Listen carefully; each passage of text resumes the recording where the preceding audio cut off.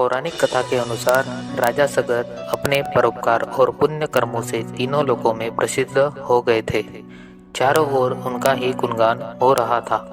इस बात से देवताओं के राजा इंद्र को चिंता होने लगी, कहीं राजा सगर स्वर्ग के राजा न बन जाए।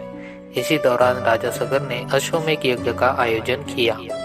इंद्रदेव ने अश्वमेध यज्ञ का घोड़ा चुराकर कपिल मुनि के आश्रम के पास बांध दिया। अश्वमेध यज्ञ का घोड़ा चोरी होने की सूचना पर राजा सगर ने अपने सभी 60,000 पुत्रों को उसकी खोज में लगा दिया। वे सभी पुत्र घोड़े को खोजते हुए कपिल मुनि के आश्रम तक पहुंच गए। वहां पर उन्होंने अश्वमेध यज्ञ का घोड़ा देखा। इस पर उन लोगों ने कपिल मुनि पर घोड़ा चोरी होने का आरोप लगा दिया। इससे क्रोधित होकर कपिल मुनि ने राजा सगर के सभी 60,000 पुत्रों को श्राप से जलाकर भस्म कर दिया।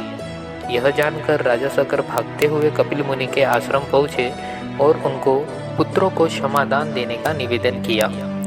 तब कपिल मुनि ने कहा कि सभी पुत्रों के मोक्ष के लिए एक ही मार्ग है, तुम मोक्षदायिनी गंगा को पृथ्वी पर लाओ। राजा सगर के पोते राजकुमार अंशुमन ने कपिल मुनि के सुझाव पर प्रण लिया कि जब तक मां गंगा को पृथ्वी पर नहीं लाते तब तक उनके वंश का कोई राजा चैन से नहीं बैठेगा।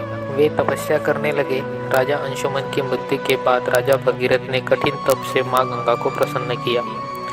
मां गंगा का वेग इतना था कि वे पृथ्वी पर उतरती तो सर्वनाश हो जाता। तब राजा भगीरथ ने भगवान शिव को अपने तप से प्रसन्न किया ताकि वे अपनी जटाओं से होकर मां गंगा को पृथ्वी पर उतरने दे, जिससे गंगा का वेग कम हो सके। भगवान शिव का आशीर्वाद पाकर राजा भगीरथ धन्य हुए। मां गंगा को अपनी जटाओं में रखकर भगवान शिव गंगाधर बन गए। मां गंगा पृथ्वी पर उतरी और आगे राजा भगीरथ और पीछे पीछे मां गंगा पृथ्वी पर बहने लगी। राजा भगीरथ मां गंगा को लेकर कपिल मुनि के आश्रम तक लेकर आए, जहां पर मां गंगा ने राजा सगर के 60,000 पुत्रों को मोक्ष प्रदान किया। जिस दिन मां गंगा ने राजा सगर के 60,000 पुत्रों को मोक्ष दिया, उसी दिन मकर संक्रांति थी। वहां से मां गंगा आगे जाकर सगर में मिल गई।